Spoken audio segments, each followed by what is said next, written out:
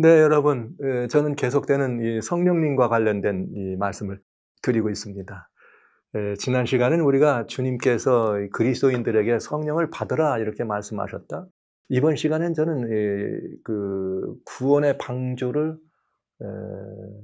완성시킨다고 표현하기는 좀 그렇죠. 그러나 어쨌든 저희들이 조감도대로 집을 지어가는데 일단 하나의 그런 그 새로운 모델룸을 하나 짓는 데는 요것까지 해서 여러분들에게 이 구원의 방주, 조감대도로 짓는 구원의 방주에 관한 문제에 대해서 구원의 방주를 하나 완성시켜 보도록 합니다. 그 일을 위해서 제가 드릴 수 있는 여러분들에게 올려드리는 마지막 말씀은 성령으로 충만하세요 하는 것입니다. 지난 시간에 제가 말씀 좀 드렸죠. 성령이 개인적으로 역사하는 성령과 역사적으로 역사하는 성령, 한 성령이지만 그 역사가 좀 다르다. 그런데 저는 개인적인 거를 우선 말씀을 드렸습니다. 개인적으로는 만민에게 주시는 성령께서 이 모든 사람들의 마음을 그렇게 이끌 때 우리가 거기에 반응하게 되면 하나님이 성령을 우리에게 선물로 주셔서 거듭나게 하신다. 그래서 우리는 하나님을 아버지라고 부를 수 있다. 그러면 우리는 그때부터는 성령이 이끌리는 삶을 살아가고 그 삶의 결정은 성령의 열매다. 예, 아주 쏠리고 굉장히 심플합니다. 이 말이 여러분 어려움이 없게 되시기를 바랍니다. 자, 그런데 이제 제가 여러분과 또 나눠야 되는 이야기는 조금 거기에 첨가해서 많은 분들이 이 성령에 뭘 기대하는가 하면은 은사를 기대해요. 나도 좀 방언 좀 했으면 좋겠고, 한때는 뭐 방언 못하면 신앙 없는 것처럼 그렇지는 않습니다. 성령께서 거듭남을 여러분 보실 때 거듭나는 성령이 내 안에서 역사하시는 그런 성령을 보실 때 은사가 없다 그래서 여러분 믿음 없는 거 아니에요. 은사보다는 어제 지난 시간에 말씀드렸습니다만 여러분들이 더 많이 관심을 가져야 될 것은 열매입니다. 성령이 늘 내 안에 역사하시는 성령님의 은혜를 따라서 살아가다 보면 내 안에서 그런 열매가 맺을 수 있다. 열매가 맺어야 된다. 그래야 주님께서 나를 안심하고 쓰실 수 있도록 내게 이제는 은사도 주신다.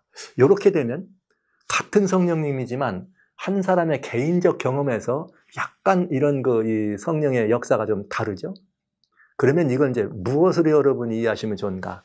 이 역사적 이 구원과 관련되어 있는 성령의 은사를 이해하시면 좋습니다. 역사적 구원과 관련된 성령의 은사를 우리 이야기에서는 우리는 어떤 부분을 보면 좋냐면 하나님께서 호세아서 6장에 보면 3절에 우리가 여호와를 알자 힘써 여호와를 알자 그는 새벽빛같이 그에 나오시면 새벽까지 일정하니 처음엔 새벽빛같이 일정하다 하신 다음에는 비같이 늦은 비같이 우리에게 임한다 이렇게 말씀하세요. 그러면서 우리 하나님의 이렇게 이 역사를 여호와의 역사를 말씀하실 때 이렇게 이 늦은 비를 가지고 설명해 주시는 걸 볼 수가 있죠. 근데 우리가 성경을 이해하면서 비가 온다, 비를 의미할 때는 우리가 실제로 보이는 레인만이 아니라 무엇도 여기 역사를 하는가 하면 성령님의 역사를 우리는 그 비에 비유합니다. 그래서 요엘서는 이 말씀을 뭐라고 했는가? 요엘서 2장 23절에 시온에 따라 자녀들아 기뻐하라. 이렇게 말씀하세요.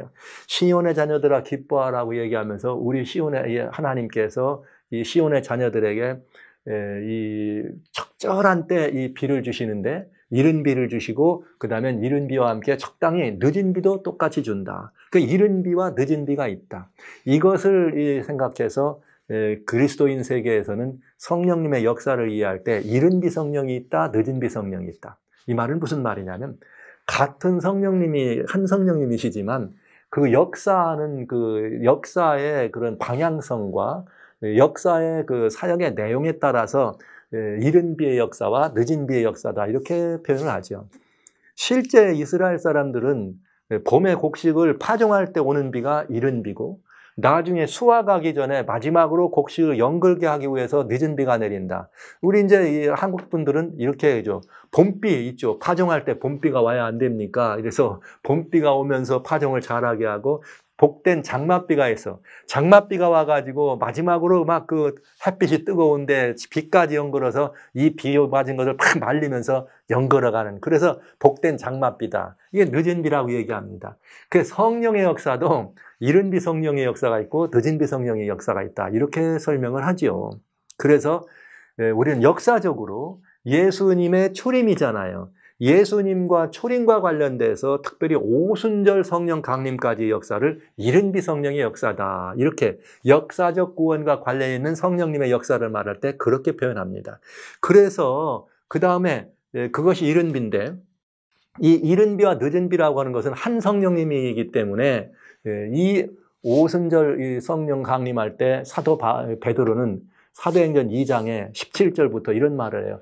성경에 있는 것처럼 말세 사람들이 너희 술 취했지? 그랬더니 우린 술 취한 게 아니다. 그게 아니고 이 선지자가 말하기를 말세에 하나님께서 이 마지막 만민에게 하나님의 신을 부어주셔서 여기 늙은이가 꿈을 꾸고 젊은이가 이상을 본다. 뭐 이렇게 하면서 남종들은 뭐하고 여종들은 이렇게 이 성경에 이 얘기를 합니다. 그러니까 요엘의 이야기를 이른 비로 주고 늦은 비로 준다 하는 요엘의 이야기가 있지만 또 요엘에서 2장 28절로 29절에 말일에 만민에게 그렇게 할 거다 이렇게 얘기를 했거든요.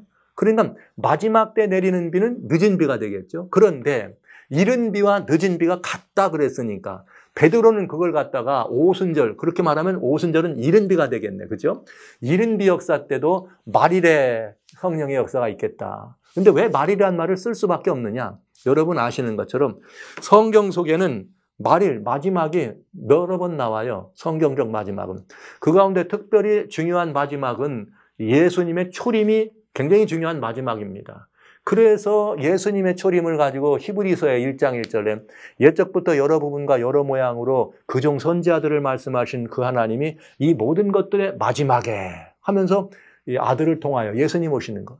베드로전서에는 1장에 우리 주님께서 이 모든 우리들을 구속하시는 주님의 역사를 얘기하다가 마지막 말일에 말세에 주님이 우리를 위하여 그렇게 직접 나타나셔서 십자가에서 구속을 이루셨다고 말씀하십니다. 그러니까 예수님의 초림이 말일입니다. 말세입니다. 그러니까 베드로가 예수님의 초림을 갖다가 말일에 성령을 주시겠다고 하는 말씀으로 거기다 사도행전 2장에 설교를 한 이유는 이 오순절 성령의 역사는 이른 비로 오신 역사다 하는 것을 알 수가 있어요. 이 성령의 같은 성령인데 그렇다면 이것이 또 마지막 때도 또 한번 그런 그 개인적인 게 아니라 역사적으로 예수님의 재림 때 모든 알곡을 추수하기도 한번 오시지 않겠습니까?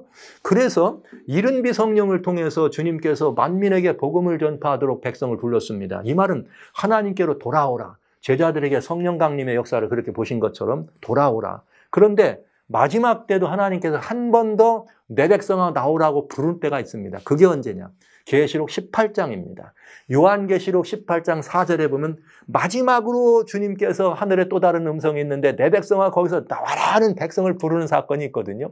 근데 그 사건을 힘입는 게 누구냐? 계시록 18장 1절에 보면 내가 또 보니 하늘에서 큰 음성이 나면서 온 땅을 환하게 하는 이 권세를 가진 천사가 큰 음성으로 외쳐가지고 세상을 향하여 죄에 대하여 책망하는 걸 봅니다. 그러니까 성령이 하시는 일이 뭐에 대하여? 죄에 대하여, 의에 대하여, 심판에 대하여 한다 그랬죠. 계시록 18장의 마지막으로 온 땅을 환하게 하는 권세 잡은 이 천사가 나타나서 무너졌다 바벨론. 이건 죄에 대한 거죠. 그러면서 바벨론의 죄상을 공개하고 무너졌다고 하는 말인가 심판을 공개하고 그러면서 주님께서 내 백성아 나오라 의에 대하여 이렇게 정확하게 늦은 비로 역사하는 성령이 있음을 또 우리들에게 보여주십니다. 그런데요. 여기 중요한 건 뭐냐? 우리는 이 역사적으로 내리는 늦은 비에 대해서는 우리들의 소원이나 우리들의 간구 여하에 따라서 늦은 비가 임하기도 하고 뭐 이른 비가 오기도 하는 거 아니에요. 사람들은 뭐 그냥 우리가 성령을 받으려면 뭐 봐라 제자들이 말이야 회개하고 정결하고 했더니 오순절 성령 왔다. 이거는 다른 이야기입니다. 왜냐? 여기 오순절 한번 보시죠. 사도행전 2장에 보면 이렇게 말해요. 우리가 소위 이른 비라고 말하는 오순절 날이 이미 이름에 저희가 다 같이 한 곳에 모였더니 오순절날의 이름에 저희가 성령의 충만함을 받습니다. 제자들이 기도하고 준비해서 받는 거 아니에요. 때가 차면 오는 것이 성령의 역사적 성령의 역사입니다. 왜요? 예수님도 때가 차면 오셨습니다.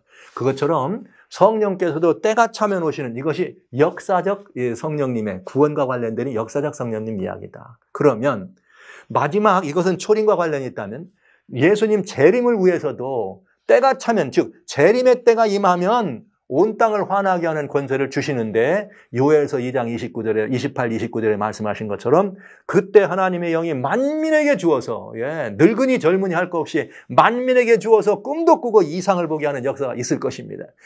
저는 이 역사적 이 성령의 마지막 역사, 늦은 비 역사를 기다립니다. 그런데 그러면 뭐 만민에게 준다고 하면 사람들은 싫어해요. 누구만 받기를 원해? 늦은 비 역사를 우리 교회만 아니면 나만 이렇게 원해요. 근데 그거는 옳은 일이 아니에요. 요엘서 보십시오. 28절에 만민에게 준다 그랬지. 그래야 돼요. 왠지 아세요?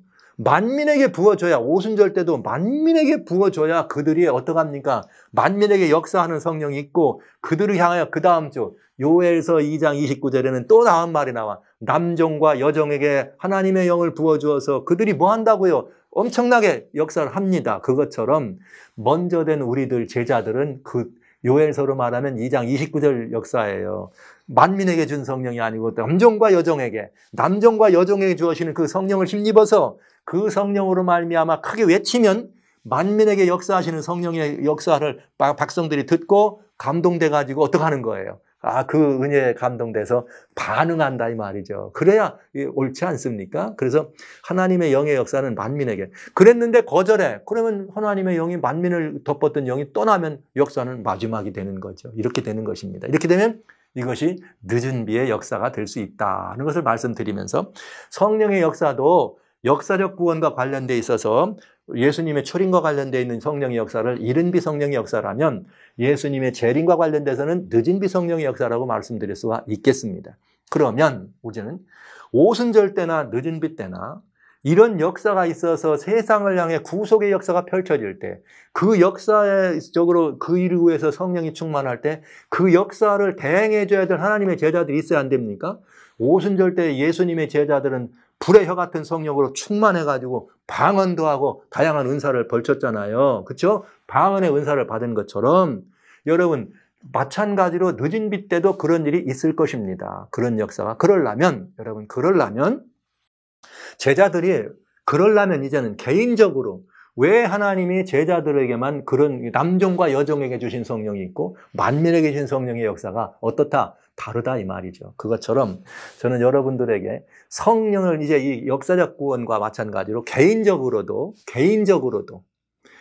내게 이른 빛처럼 역사하시는 성령은 나를 회심케 하고 내 안에 성령의 열매를 맺도록 나를 이끄시는 성령은 개인적으로 이른 비 역사라면 개인적으로 늦은 비란 말은 내가 개인적으로 그렇게 성령의 역사를 힘입어서 성령의 열매를 맺고 잘 살으니까 너는 이래 갖고 안 되겠다. 남종과 여종에게 또 성령을 주시는 것처럼 어떡하세요? 주님께서 그 여기를 하나님의 영으로 부어줘서 필요한 은사를 주셔서 교회를 든든하게 하고 온전케 하는 일을 하신다 이 말입니다. 그러니까 성령의 역사가 이른 비의 역사와 늦은 비의 역사를 우리가 성경에서 유추한 것처럼 개인적으로도 이른 비 역사가 있고 늦은 비 역사가 있다. 이른 비 성령과 늦은 비 성령처럼. 그건 뭐냐? 나로 하여금 열매까지 나를 이끄시는 역사는 이른 비 성령의 역사라면 내가 필요한 은사로서 하나님의 나라를 덮게 하는 일을 쓴다면 그건 늦은 비 역사와 같다. 그거와 마찬가지로 우리 이렇게 오순절 구속의 역사 가운데 예수님의 초림과 관련돼서 만민에게 내려지고 제자들에게 임했던 것은 오순절 이른 비 역사였다면 재림을 위해서도 이 시대에 우리들을 위해서도 마지막으로 늦은 비 역사가 있지 않겠습니까? 그러면 중요한 게 있어요.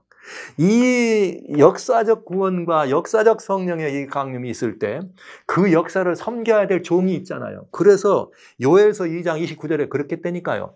만민에게만 놓은 것이 아니라 남종과 여종에게 하나님의 영을 남종과 여종에게 부어주어서 예언도 하고 이렇게 하시겠다고 주님이 우리들에게 약속을 하셨어요. 그러니까 이 약속을 우리가 잘 이해한다면 그것은 어떤 약속이 되고 어떤 이해가 될 것인가. 우리들은 그 은혜를 힘입기 위해서 이런 하나님의 남종과 여종이죠. 29절, 요엘서 2장 29절에 그때 내가 내 신으로 남종과 여종에게 부어줄 것이며 남종과 여종에게 부어줄 것이며 이 남종과 여종과 같이 돼서 제자들이 되고 이 시대의 그리스도인들이 돼서 마지막으로 그 곡식을 연결게 하기 위해 수확하기 위해서 펼쳐져야 될 거룩한 은사 이걸 힘입어야 안 되겠습니까? 백성들은 뭘 할 것이고요? 초림 때 방언하고 막 이렇게 한 것처럼 마지막 때도 그 일 해야 안 되겠습니까? 그러니까 여러분 이건 대단히 중요한 거예요. 그럼 누가 이런 은사를 또 힘입는다고요? 열매가 필요하다. 그러니까 여러분 지금이 이른 빛 때냐 늦은 빛 때냐 뭐 늦은 빛 때가 분명하지만 그것이 중요한 것이 아니다. 하나님이 주시는 거는 때가 차면 오시니까 늦은 빛 때도 지금이 늦은 빛 때라면 지금 이미 오실 것이고 그렇죠? 그러니까 우리가 할 것이 아니고 우리가 할 것은 내 개인적으로 이른 비로 역사하시는 성령님 즉 아름다운 성령의 열매를 맺기 위해서 그렇게 살아가는 우리들이 될 때 하나님 우리 개인적으로 늦은 비를 주실 것이고 개인적인 늦은 비를 만나는 그때가 역사적 늦은 비와 맞닥뜨려지면 우리는 어마어마한 일을 하게 될 것입니다. 이 말씀 영접하실 수 있죠? 개인적 이른 비가 있고 개인적 늦은 비가 있을 수 있다. 같은 성령이지만 그 역사의 내용에 따라서 열매를 맺게 하시다가 하나님의 필요에 의해서 또 은사를 맺게 하는 성령을 늦은 비로 역사한다면 그렇게 할 수 있다. 그런데 그렇게 우리가 열매가 충만해서 개인적 늦은 비를 경험할 수 있도록 하나님이 역사하실 때 그것이 만약에 기간적으로도 마지막 때 임하는 늦은 비 역사 하나님이 주실 때와 동시에 맞닥뜨린다면 그 어마어마한 이 파워와 권세는 말로 형용할 수가 없겠죠. 예. 제가 여러분들에게 굉장히 어려운 이야기지만 쉬운 표현으로 말씀을 드렸습니다. 이 말씀에 대해서 오해 없으시기 바라고요. 성령의 역사를 비의 역사로 설명할 수가 있고 성령의 역사가 비의 역사와 같이 이른 비로 역사하는 성령과 늦은 비로 역사하시는 이건 사역을 말하는 것이지 두 성령이란 뜻은 아닙니다. 그래서 구속의 역사 가운데 예수님의 초림의 그때 성령의 역사를 이른 비 역사라면 재림과 관련돼서는 늦은 비 역사라고 말씀드릴 수가 있겠습니다.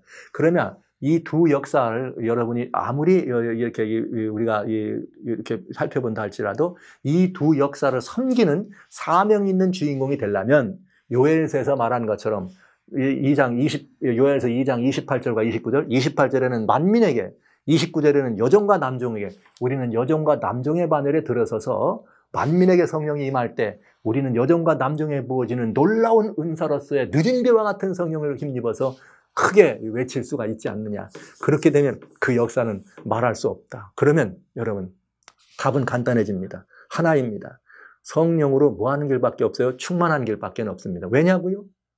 지금 내게 역사하시는 이른 비로 역사하시는 성령님의 은혜를 힘입어서 아름다운 열매를 풍성히 맺혀야 주님이 필요할 때 교회를 위해서도 은사로서 늦은 비로 오시는 성령의 역사로 역사하실 수 있고 이것이 늦은 비 시대와 마찬가지면 엄청난 역사를 할 수 있다 이거죠. 그러면 이제 제가 성령으로 충만함을 받기 위해서 여러분들이 전전 시간에는 믿음으로 믿음에 들어간다. 제가 오늘 이 시간에는 성령을 받으라. 처음에 지난 시간 말씀드린 성령을 받으라. 예수님 말씀하신 그 성령님의 은혜를 힘입어서 성령으로 성령의 충만함이 임한다. 이 말씀을 마지막으로 드리겠습니다. 성령의 역사가 이렇게 무성하게 전진하는데 세 단계가 있습니다. 이게 요한복음에 들어있어요. 제가 간단하게 말씀드릴게요. 요한복음에 세 단계가 있는데 요한복음 3장 3절과 5절에는 너희가 성령으로 거듭나라 그랬어요. 새 사람이 되란 말이죠. 그럼 거듭난 사람은 일단은 거듭나야 돼요. 거듭나면 그걸로 끝나는 게 아니에요. 요한복음 4장에 보면 14절에 무슨 말이 있는가 하면 내가 물을 주는 이 물을 마시는 자는 그 배에서 생수의 강이 솟아나리라. 여러분 물도 성령님 예수님의 성령을 우리가 경험해서 이렇게 개인적으로 주님의 은혜로 거듭나면 계속해서 뭘 마셔요? 주님의 생수를 마시잖아요. 그러면 내 안에서 성령으로 말미암는 기쁨이 뭐처럼 솟아나? 샘처럼 솟아나요. 샘처럼 솟아나. 그런데 여러분 성령의 은혜로 말미암아 내 기쁨이 내 안에서 샘처럼 솟아만 나면 되는 거냐? 아니에요. 거기서 끝나면 안 돼. 어떻게 돼야 되나? 성령께서는 요한복음 7장 37, 38절에 보면 명절 끝났고 큰 날에 예수님이 성전문 앞에 서가지고 너희가 다 목마른 자는 누구든지 내게로 와서 마시라. 그러면 내가 주는 이 물을 마시는 자는 어떻게 말씀하냐? 그 배에서 생수의 강이 터쳐나리라. 와우. 세 번째는 어떻게 되는가? 생수가 그냥 샘처럼 솟아만 되는 것이 아니라 그 생수가 강처럼 어떻게 돼야 돼요? 흘러넘쳐야 돼. 와우. 이 흘러넘쳐야지만 되는 이유가 뭐냐? 여러분, 하나님의 보좌가 그 요한계시록 22장에도 나오고 또 특별히 에스겔에도 이렇게 마지막 절에 나오는데 이런 말이 있어요. 보좌로부터 뭐가 흘러나온다? 생수가 나옵니다. 그러면 이 생수, 생명수의 강이 흘러나와가지고 강 좌우에 있는 모든 나무가 열매도 맺고 뭐든지 생명을 살게 합니다. 마찬가지로 성령은 내가 예수님 은혜로 말미암아 거듭나잖아요. 새 생명이 돼서 그냥 있는 게 아니라 계속해서 생수를 마심으로 말미암아서 내 안에서 그냥 그 기쁨도 사랑도 샘처럼 솟아나야 돼. 반응하면. 그런데 이 솟아나는데 그건 나 하나는 즐겁지만 그렇게 되는 게 아니고 하나님의 은혜는 어떻게 돼요? 그 다음에는 더 마시면 강처럼 흘러넘쳐서 누구에게? 이웃에게, 원수의 가슴까지도 흘러나가는 것이 성령의 역사입니다. 와우. 그러니까 제가 말씀드렸죠. 나를 새로나게 하고 내 하나가 기쁘게 사는 것을 마치 이른비로 역사하는 성령님의 역사와 같은 것이라면 이제는 우리가 모여지면 교회가 된다 그랬잖아요. 그것처럼 우리가 다 마신다 그랬잖아요. 한 몸 돼서. 그것처럼 성령의 역사를 더 힘입어서 지속적으로 열매를 맺고 지속적으로 성령에 충만해지면 이제는 내가 아니라 터쳐나가서 흘러넘쳐야 돼. 그러면 이게 뭐가 되는 거예요? 은사가 돼서 필요한 사람에게 방언도, 예언도, 신유도, 권유함도, 가르침도 이게 다 필요한 것들이 전달되면서 사람들을 생명의 길을 인도할 수 있다 이 말입니다. 와우. 그러니까 여러분, 샘처럼 어떻게 돼야 돼요? 솟아만 나는 것이 아니라 강처럼 흘러넘쳐야 된다. 그러니까 거듭나세요. 샘처럼 솟아나세요. 강처럼 흘러넘치세요. 이게 개인적으로 이렇게 역사하는 그 성령님의 역사를 이른 비처럼 오셔서 잔잔하게 하다가 늦은 비 역사까지 마지막까지 우리를 연결어가는 이 과정이 경험된다고 하는 것입니다. 조심하실 거 있습니다. 거듭나야 되는데 여러분 거듭나려면 뭘 해야 되는가? 마태복음 12장 32절의 권면을 들어야 합니다. 말로 인자를 거절하면 용서받습니다. 그러나 성령을 회방하고 성령을 거역하는 자는 사함받지 못합니다. 말은 무슨 말이냐? 거듭나려면 성령의 역사, 음성을 거역하지 마십시오. 거역하면 안 돼요. 누구든지. 두 번째, 여러분 샘처럼 솟아나야 돼. 기쁨이 샘처럼. 그런데 어떻게 되는가? 내 안에 성령이 오셔서 하나님의 자녀로 살아갈 때 여러분 어떠세요? 그런 기쁨이 있어요? 날마다 정말 기뻐 죽겠어요? 뭐 어디 가서 누구 뭐 사고 싶어 죽겠다, 갖고 싶어 죽겠다 하지 말고 성령이 넘쳐서 기뻐 죽겠다 해보신 적이 있어요? 이게 왜 안 되는가? 에베소 4장 30절에 너희는 성령을 근심케 하지 말라고 그랬어요. 성령을 근심하게 하는 건 뭐냐? 내 안에 성령이 역사하는데 성령이 반응하지 않아. 샘처럼 기쁨이 넘쳐나지 않아. 그건 근심하세요. 이거 중요한 것이에요. 그러니까 근심케 하지 마십시오, 성령을. 여러분 안에 계십니다, 성령 하나님께서. 그런데 마지막으로 하나 더 있어요. 샘처럼 솟아나야 되는데 하나님의 은사를 우리가 잘 활용하는데 열매가 없는 사람들이 만약에 은사를 구하고 은사를 받잖아요. 가짜일 수 있습니다. 왜냐하면 그걸 자기 영광으로 쓰거든요. 그리고 또 어떤 때는 은사라고 하는 건 하나님이 필요한 때 주시는 거예요. 성경 보세요. 초대교회 제자들이 계속 방언으로 설교했단 말이 있어요? 아니잖아요. 오순절날 하고 그 다음엔 또 그런 표현이 많이 없잖아요. 그것처럼 하나님의 은사는 필요한 때 주시기도 하고 또 때로는 어떻게 하기도 해요. 또 뭐 거두시기도 합니다. 그런데 중요한 게 있습니다. 데살로니가전서 5장 19절에 이런 말이 있어요.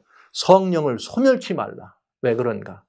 은사를 받았으면 내가 열매를 맺은 사람에게 은사를 줄 때 그 은사가 지속될 수가 있어요. 왜요? 늘 하나님께 영광을 돌리니까. 늘 하나님께 영광을 돌리고 늘 하나님을 위해서 그 성령을, 은사를 쓰니까 얼마나 아름답습니까? 그게 열매로 또 나타나니까 참 복된 거죠. 교회 그런 분들 많이 있잖아요. 어떤 분들은 참 곱고 고운 성품으로 하는데 그 은사도 충만해가지고 정말 하나님의 말씀도 잘 가르치는 분, 어떤 분들은 성도를 잘 권유하는 이런 분들 계시잖아요. 훌륭한 분들. 그런데 그분 또 보면은 정말 겸손하게 얼마든지 예수님만 높이는 분 계시잖아요. 그런 분들의 은사는 지속된다. 천사와 같은 거죠. 소위 말하면. 그러나 이렇게 그 은사가 그렇지 않을 수 있다. 그러니까 강처럼 흘러넘쳐야 되는데 강처럼 흘러넘치는 이것도 뭐냐, 은사를 자꾸 활용하고 써야 된다 이 말이죠. 근데 은사는 받았는데 안 쓰는 경우 있죠. 왜 그래요? 자기를 향해 쓰다 보면 못 쓸 때가 있습니다. 그게 첫 번째 요소고, 어떤 때는 그 성령의 은사나 역사도 받을 만한 사람들이 있는 걸 쓰는 거예요. 아무나 가지고는 성령을 뭐합니까? 회방하는 걸 보죠. 여러분, 박수장 시몬이 그 바울이 따라다닐 때면, 오, 이게 웬일이야? 나도 당신처럼 하게 해줘. 이렇게 하잖아요. 그 뭐 엘루마도 그렇고. 그것처럼, 여러분, 그런 성령의 은사나 역사가 광범위하게 나타나서 모든 것들을 장악할 때가 있지만은, 거기에 거역하고 회방하는 무리들이 있어가지고 그 은사가 잠잠케 될 때가 있다. 오죽하면 예수님이 선지자가 고향에서는 그 존경받지 못한다고 하시면서 떠났겠어요. 왜? 거기서는 해도 안 일어나시대잖아요. 역사가. 마찬가지입니다. 그럴 때 오늘날 우리들은, 신자들은 개인적으로 실망하고 실족해가지고 은사를 소멸시킬 때가 있다. 그러면 안 된다는 거죠. 그렇더라도 내 안에 계신 성령이 맺어진 열매와 함께 은사가 같이 참 조화돼서 하나님의 영광을 위해서 드려질 수가 있어야 되겠습니다. 성도 여러분, 성령으로 충만하시기 바랍니다. 이미 거듭나셨으니 성령으로 충만하셔 기쁨이 산처럼 솟아나서 견딜 수가 없어야 돼. 실예를 드린다면은, 마리아가 아기를 가지고 예수님 난 다음에, 예수님이 가진 다음에 성령께서 잉태해서 이 이모한테 찾아가죠. 이모한테 찾아갑니다. 그랬더니 그 이모가, 이 엘리사벳 이모가 갔더니 뭐라 그래요? 여기 누가복음 1장에 나옵니다. 이 마리아를 하면서 주의 모친이 이렇게 왔다 그러면서, 주의 모친이 나한테 응답할 때 내 뱃속에 있는 요한이죠. 아기 요한이 기뻐서 뛰었다. 이렇게 말했어요. 아직 새 생명으로 잉태해서 온전한 사람이 되지 않은 침례 요한이죠. 요한이 새 생명의 기운만 있다가도 주의 모친이 하는 소리를 듣고도 기뻐 뛰었습니다. 이게 성령의 이 샘처럼 솟는 기쁨입니다. 여러분, 말씀을 받으실 때 정말 내 안에 기뻐 뛰는 것을 경험하셔야 돼요. 주님의 말씀을 들을 때 막 넘치는 이 샘처럼 솟아나는 기쁨을 경험해야 돼. 목사님들이 여러분 교회에서 귀한 말씀 주실 때, 무슨 저런 말씀이 있어. 또 나한테 하는 거냐. 정말 이렇게 하지 마시고 성령의 음성으로 받아들이셔서 여러분의 심령 속에 그것에 반응할 때 기쁨으로 뛰어가지고, 할렐루야 함께 기쁨으로 뛰어서 강처럼 솟아나는 여러분의 이 놀라운 기쁨의 열매가 사람들을 살리시다는 사실을 기억하면서, 우리는 지금 늦은 비 역사의 마지막 시대를 살아갑니다. 그렇다면 역사적 성령의 구원의, 역사적 구원의 역사로 본다면 지금 늦은 비의 역사할 때가 되겠습니다. 그렇다면 이 늦은 비의 시대, 성령이 우리들에게 만민에게 부어주시고 남정과 여종에 주실 때 우리가 열매를 맺는, 개인적으로 이른 비를 역사하시는 성령님의 은혜를 힘입어서 정말 변화된 삶, 충만한 성령으로 충만한 삶을 살다 보면 역사적 늦은 비와 개인적 늦은 비가 맞닥뜨려져서 이 마지막 때 내 백성아 나오라 부르시는 하나님의 음성을 증거하기 위해서 어떤 어려움이나 고난이 있을지라도 나아가서 크게 외칠 수 있는 준비된 성도님이 되지 않겠습니까? 저는 그럴 거라고 생각하면서 여기까지, 저는 구원의 방주를, 조감도대로 짓는 구원의 방주를 여기까지 우선 완성하겠습니다. 이제 다음 시간부터는, 이제 지금부터 멋진 하나님의 역사를 섬기는 다양한 이 하나님의 이 말씀의 공과를 실천하면서 우리 삶에서 이 성령님의 이끄시는 대로 정말 아름다운 열매를 맺어가면서, 거둬가면서 이 희망의 메시지를 가지고 사람들을 대면해서 갯벌도 살아나고 죽은 것들도 살아나는 그런 역사를 섬길 수 있는 마음의 준비, 그런 과정들을 지금부터 준비하는 시간을 갖도록 하겠습니다. 그래서 여러분, 여기 이 성령께서 우리들에게 그렇게 역사하실 때, 저는 에스겔서에 나와 있는 이 하나님의 말씀처럼, 특별히 에스겔 47장입니다. 거기에 침짝에 뭐라고 나오느냐. 강가로, 강자 우편에 나무가 심히 많은데 이 물이 흘러서 아라바로 내려가는데 흘러내리는 물이 바다로 솟음함을 얻고 강물이 이르는 곳마다 번성하고 생물이 살고 고기가 많고 물이 흘러가고 모든 것이 살아난다. 이게 뭐예요? 우리들이 이렇게 흘러넘치는 성령의 역사를 통해서 이렇게 할 때 대면하는 모든 사람마다 영생을 얻게 하는 일 아닙니까? 저는 이 일을, 우리가 행하는 그 일을 위해서 비고도는 준비되어 있습니다. 여기까지 이제 몇 번에 걸쳐서 여러분과 같이 구원의 방주를 예쁘게 지어봤습니다. 말씀드렸어요. 예수님을 좋아하세요. 그리고 성령으로 충만하세요. No, 아닙니다. 예수님을 좋아하시면 성령으로 충만하시게 됩니다. 하나님께 순종하시면 하나님이 성령을 무제한적으로 여러분에게 주실 것입니다. 이 약속을 믿으시고 우리가 멋진 아라바의 강까지 흘러가서 저 진벌과 갯벌을 살리는 역사의 경험들을 하는 비고드의 가족들 되주시길 주의 이름으로 축원합니다. 감사합니다.